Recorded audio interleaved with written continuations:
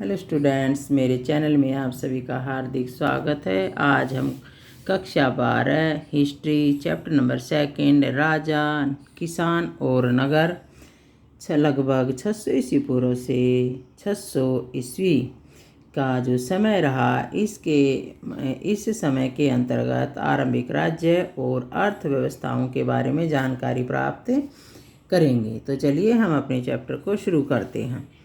James Prinsep के द्वारा 1830 के दशक में ब्राह्मी और ख्रोष्टी लिपि का अर्थ निकाला गया, जिनसे राजा अशोक के अभिलेखों और सिक्कों का पता चला। यहाँ पर ये बता रहे हैं कि जो जेम्स प्रिंसेप रहा, जो कि ब्रिटिश ईस्ट इंडिया कंपनी का एक अधिकारी था, उसके द्वारा 1830 के दशक होता है, 10 वर्षों के लिए शब्द का इस्तेमाल किया जाता है। अर्थात 1830 में जब हम 10 ऐड करेंगे तो ये हमारा हो जाएगा 1840, यानी 1830 से 1840 के मध्य जो समय रहा, इसमें ब्राह्मी और ख्रोष्टी लिपि के अर्थ को निकाला किसने? जेम्स प्रिंसेप के द्वारा, जो कि एक अत्यंत प्राचीन जो है वो लिपि रही। और इस लिपि की जो ब्राह्मी और ख्रोष्टी जो लिपि रही, इसके अर्थ को जब निकाल लिया गया तो इससे जो राजा अशोक रहा, उसके अभिलेखों और सिक्कों के बारे में जानकारी प्राप्त हो पाई। 6ठी शताब्दी ईस्वी पूर्व को एक महत्वपूर्ण परिवर्तनकारी काल माना जाता है। इसका कारण आरंभिक राज्यों व नगरों का विकास, लोहे के बढ़ते प्रयोग और सिक्कों का प्रचलन है। अभी यहाँ पर ये बता रहे हैं कि 6ठी शताब्दी ईसा पूर्व का जो समय रहा, उसे एक महत्वपूर्ण परिवर्तनकारी काल जो वो माना जाता है। क्योंकि इस समय में आरंभिक राज्य और नगरों का जो वो विकास हुआ था और लोहे का प्रयोग उस समय में बढ़ा और सिक्कों का प्रयोग भी उसी समय में बढ़ा। इसी कारण से जो हमारा 6ठी शताब्दी ईस्वी पूर्व जो रहा, वो एक महत्वपूर्ण परिवर्तनकारी काल माना जाता है। इस काल में 16 महाजनपदों का उदय हुआ, जिनमें मगध, कौशल, कुरु, पांचाल, गांधार, वज्जी, अवंती आदि प्रमुख थे। अब ये हमें क्या बता रहे हैं कि जो समय रहा, उसमें 16 महाजनपद जो रहे, उनका उदय हुआ था और जिनमें मगध, कौशल, कुरु, पांचाल, गांधार, वज्जी, अवंती जो है वो प्रमुख जनपद रहे हैं। तो यहाँ पर क्या बता रहे हैं, इस समय में कितने महाजनपदों का उदय हुआ? 16 महाजनपदों का। मगध के सबसे शक्तिशाली महाजनपद बनने के कारण, अब यहाँ पर ये बता रहे हैं, जो मगध रहा उसके वो सबसे शक्तिशाली बना, उसके क्या कारण जो है वो रही।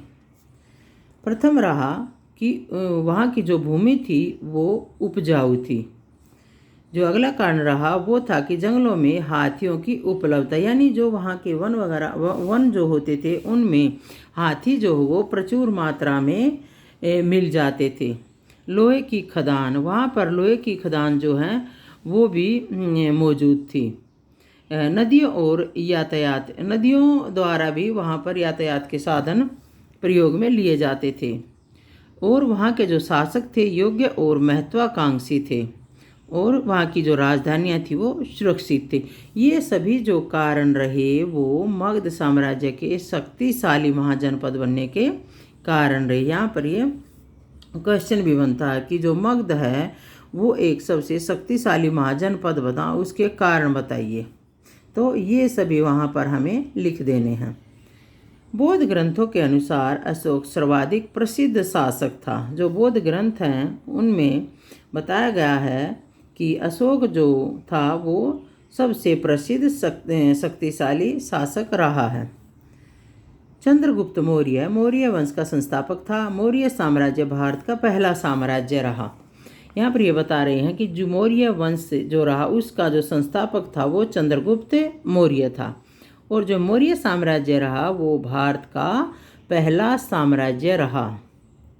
मौर्य तथा गुप्त साम्राज्य की जानकारी के स्रोत। अब हम यहाँ पर ये हमें बता रहे हैं कि जो मौर्य और जो गुप्त साम्राज्य रहा उसकी जानकारी के कौन कौन से स्रोत रहे हैं। मौर्य और गुप्त साम्राज्य की जानकारी के स्रोत। मौर्य साम्राज्य की जानकारी के जो स्रोत रहे वो मैग्स्थनीज की इंडिका। जो मैग्स्थनीज था वो यूनानी राजदूत था और चंद्रगुप्त मौर्य के शासनकाल में भारत आया था। कौटिल्य का अर्थशास्त्र है। जो कौटिल्य रहे उन्होंने अर्थशास्त्र की रचना की। कौटिल्य को चाणक्य के नाम से भी जाना जाता है। जैन साहित्य, बौद्ध साहित्य, पौराणिक ग्रंथ, अभिलेख, संस्कृत वाङ्मय। वाङ्मय का मतलब है साहित्य, संस्कृत साहित्य। गुप्त साम्राज्य की जानकारी के स्रोत। अभिलेख, सिक्के, साहित्य, प्रशस्तियाँ। प्रशस्तियाँ होती है किसी भी शासक की प्रशंसा में जो कविताएं लिखी गई होती हैं वो प्रशस्तियाँ कहलाती हैं। मौर्य साम्राज्य में 5 प्रमुख राजनीतिक केंद्र थे। राजधानी पाटलिपुत्र और 4 प्रांत तक्षशिला, उज्जैनी, तोसाली और सुवर्णगिरी। यहाँ पर ये बता रहे हैं कि जो मौर्य साम्राज्य रहा उसमें 5 प्रमुख राजनीतिक केंद्र थे। पाटलिपुत्र जो उसकी राजधानी थी और 4 अन्य प्रांत रहे, तक्षशिला, उज्जैनी, तोसाली और सुवर्णगिरी। मैग्स्थनी द्वारा सैनिक गतिविधियों के संचालन हेतु एक समिति और 6 उपसमितियों का उल्लेख, जिनके कार्य नौसेना का, यातायात और खानपान का, पैदल सैनिकों का, अश्वारोहियों का, रथारोहियों का तथा हाथियों का संचालन था। जो मैग्स्थनीज रहे उन्होंने सैनिक गतिविधियों के संचालन के लिए एक समिति और 6 समितियों का उल्लेख किया है। और जो समितियाँ थी उनका कार्य जो था वो नौसेना का, यातायात और खानपान का, पैदल सैनिकों का, अश्वारोहियों का, रथारोहियों का तथा हाथियों का संचालन करना था। 4वीं शताब्दी में गुप्त साम्राज्य का उदय, सामंतवाद का उदय संभवतः इसी काल में माना जाता है। यहाँ पर ये बता रहे हैं कि जो 4वीं शताब्दी रही उसमें गुप्त साम्राज्य का उदय हुआ। शताब्दी जो शब्द है वो 100 वर्षों के लिए इस्तेमाल किया जाता है। 100 की संख्या के लिए शताब्दी जो है वो 100 की संख्या के लिए इस्तेमाल किया जाता है। तो बता रहे हैं कि 4वीं शताब्दी ईस्वी में गुप्त साम्राज्य का उदय हुआ और सामंतवाद का जो उदय है वो संभवतः इसी काल में माना जाता है। और सामंतवाद जो रहा उसके बारे में तो आप 11वीं क्लास में बहुत अच्छे से पढ़ चुके होंगे। दक्षिण के राजा और सरदार जो चोल, चेर और पांड्य जैसे समृद्ध और स्थायी राज्यों का उदय हुआ। 6वीं शताब्दी ईस्वी पूर्व में उपज बढ़ाने के लिए लोहे के फाल वाले हलों का प्रयोग किया गया। यहाँ पर बता रहे कि जो 6वीं शताब्दी हुई ईस्वी पूर्व में उस समय उपज को बढ़ाने के लिए लोहे की जो फाल वाले हल होते हैं उनका उपयोग किया जाने लगा था। 6वीं शताब्दी ईस्वी पूर्व से 6वीं शताब्दी के काल में व्यापार के लिए सिक्कों के प्रचलन से विनिमय आसान हो गया। यहाँ पर ये बता रहे हैं कि जो 6वीं शताब्दी ईस्वी पूर्व का जो समय रहा उस समय जो व्यापार किया जाता था वह सिक्कों के प्रचलन के कारण लेन देन, विनिमय होता है, लेन देन करना आसान हो गया था। उच्च स्थिति प्राप्त करने के लिए राजाओं द्वारा देवी देवताओं के साथ जुड़ना, जो शासक रहे, जो राजा रहे, वो अपनी उच्च स्थिति को प्राप्त करने के लिए देवी देवताओं के साथ जुड़ने लगे थे। 2वीं शताब्दी के कई नगरों में छोटे दानात्मक अभिलेखों से विभिन्न व्यवसायों की जानकारी जैसे धोबी, बुनकर, लिपिक, बढ़ई, कुम्हार, स्वर्णकार, लोहार, धार्मिक गुरु, व्यापारी इत्यादि।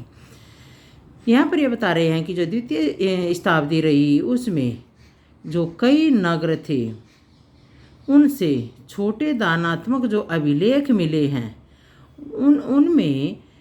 उनसे ये जानकारी प्राप्त होती है कि वहाँ पर धोबी, बुनकर, लिपिक, बढ़ई, कुम्हार, स्वर्णकार, लोहार, धार्मिक गुरु, व्यापारी आदि व्यवसाय जो है वहाँ पर होते थे। उत्पादकों और व्यापारियों के संग श्रेणी का उल्लेख मिलता है। श्रेणियाँ संभवतः पहले कच्चे माल को खरीदती थी, फिर उनसे सामान तैयार कर बाजार में बेच देती थी। यहाँ पर ये बता रहे हैं कि उत्पादकों और व्यापारियों के संग अर्थात श्रेणियों का उल्लेख भी मिलता है।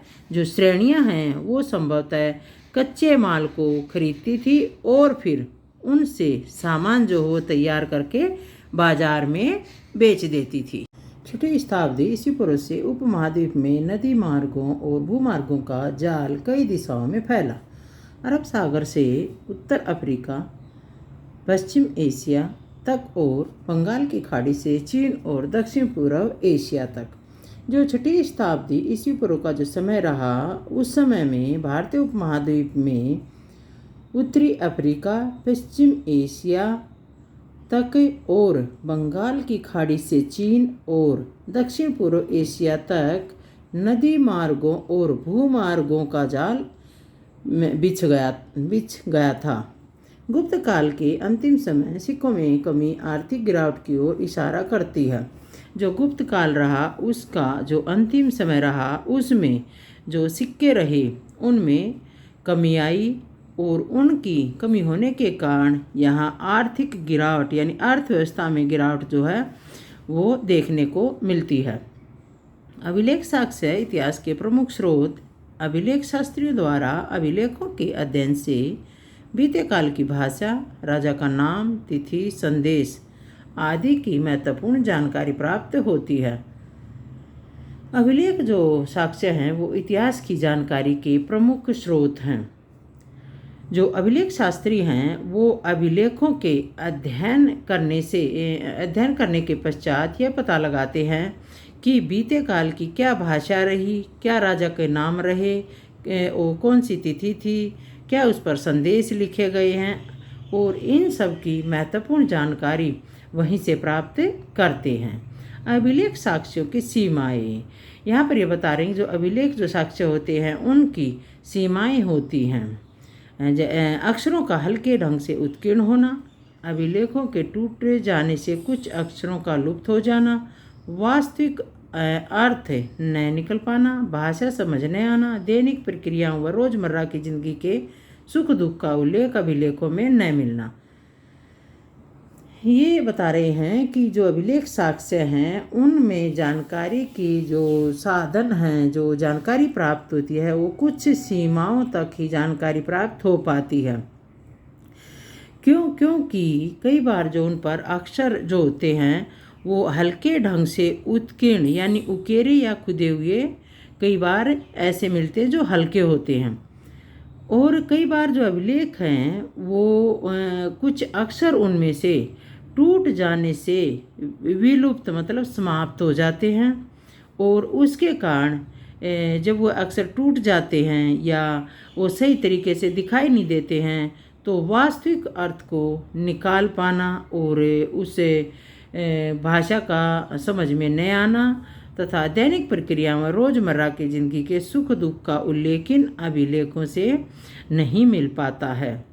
प्रस्तर मूर्तियाँ सहित मौर्यकालीन समस्त पुरातत्व एक अद्भुत कला के प्रमाण थे। वे मौर्य साम्राज्य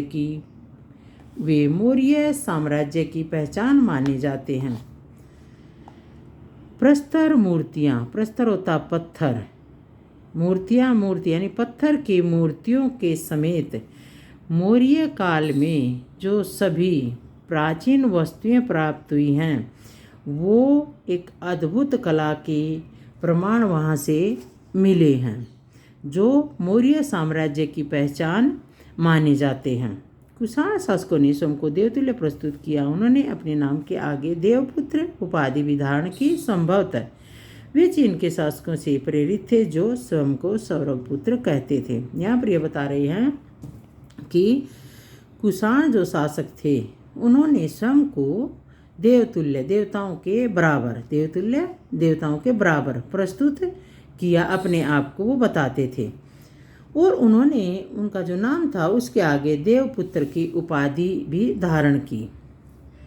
और शायद वे चीन के जो शासक के थे उनसे उन्होंने ये प्रेरणा प्राप्त की थी। किसने? कुषाण शासकों ने, जो स्वयं को सौरभपुत्र मानते थे। चीन के शासकों से शायद कुषाण शासकों ने प्रेरणा प्राप्त की थी, क्योंकि जो चीन के शासक थे वो अपने आप को सौरभपुत्र कहते थे।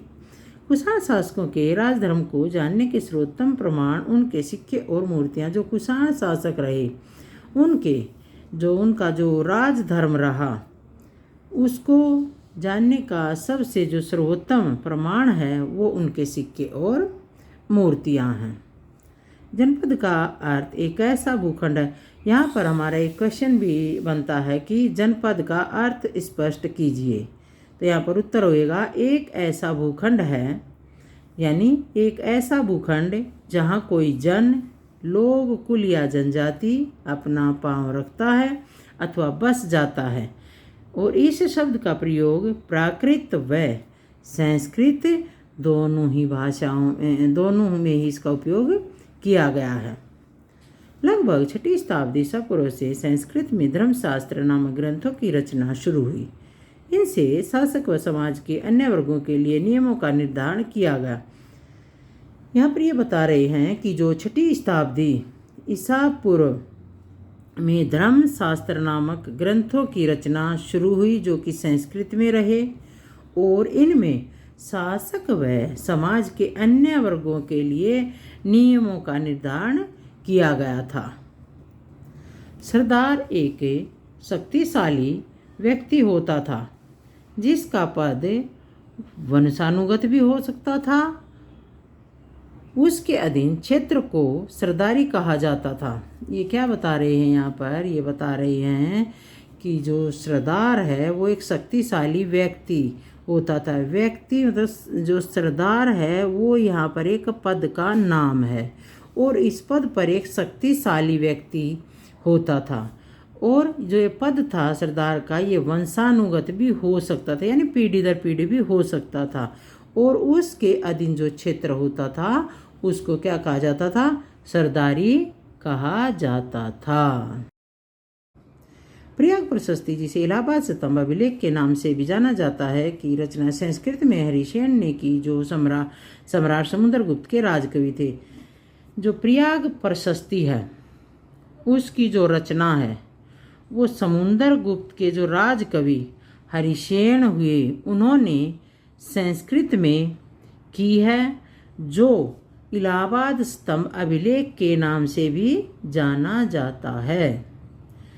सुदर्शन झील का निर्माण मौर्य काल में एक स्थानीय राज्यपाल के द्वारा किया गया। इसका ज्ञान हमें शासक रुद्रदमन के पाषाण अभिलेख से हुआ है। यहाँ पर बता रहे हैं कि जो सुदर्शन झील रही उसका जो निर्माण हुआ वो मौर्य काल का एक स्थानीय राज्यपाल रहा उसके द्वारा किया गया था। और इसकी जानकारी जो मिलती है वो जो शासक रुद्रदमन हुआ और उसने जो पाषाण अभिलेख लिखवाया उससे प्राप्त होती है।